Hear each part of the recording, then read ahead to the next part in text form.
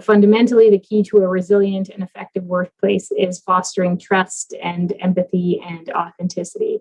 I've seen this at FCM, and I'll tell you, in my 11 years in municipal government, it's been my observation that the cities and communities that are best embodying those principles at a leadership level are those that have ultimately been most successful at fulfilling their mandates.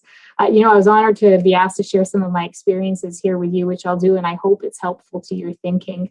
One of the first things I did in assuming the role of CEO was to meaningfully engage a listening tour, to ask our questions of our staff, our members, other stakeholders, and I went not exclusively, but very intentionally toward the difficult conversations and listened. And while I didn't ultimately agree with all the takes, certainly didn't act on all the advice that people were very generous in giving, I'll tell you, it did inform a very necessary baseline of understanding of the views, the perceptions, the gaps in trust that ultimately define us as an organization.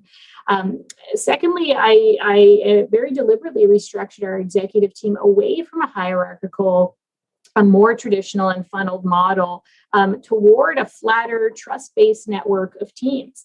And while we all know structure doesn't define culture, but it is either going to enable us to live those objectives authentically or not. And so for us, it was really critical to align our structure to our North Stars. We also really prioritized caring for our people, speaking of one of our North Stars, and understanding them as such, as whole people. And we work very intentionally to keep the balance of delivering and caring for people at the forefront of all of our decisions as a senior leadership team. But here's the thing, these things are inherently linked, flexible hours, wellness breaks, using sick days as mental health days. These are very tangible ways that we deliver on caring for our team's wellness. And without fail, people respond by being more engaged, more driven, and they deliver. And so it's not just a nice thing to do, it's a really strategic business decision.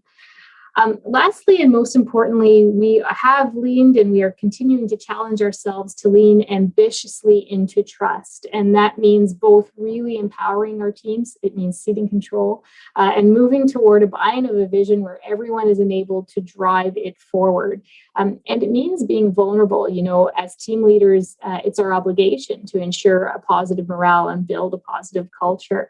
And I think that oftentimes we interpret that as needing to shield folks from the challenges that we're facing either organizationally or personally as leaders.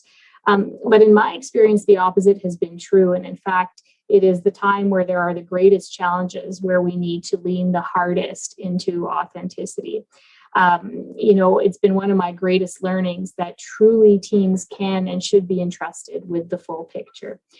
I have to credit her as I wrap up here because I steal so much of her work in how my leadership style going forward. And that's Frances Frey, who's with the Harvard Business School. She's got a great book called Unleashed, is her newest piece that's out. And she has the best definition of leadership that I've heard and that I personally subscribe to. And it's this, that fundamentally our job as leaders is to give everyone around us, every single member of our team, the best chance possible at wild success. I just think that's honestly the best definition of leadership that I've read in all the reading that I've done around leadership development. And so with that, I'll just say best of luck in your course. You couldn't be choosing a more worthy topic of leadership to delve into. And thank you. Thanks for letting me share some space with you. Good luck.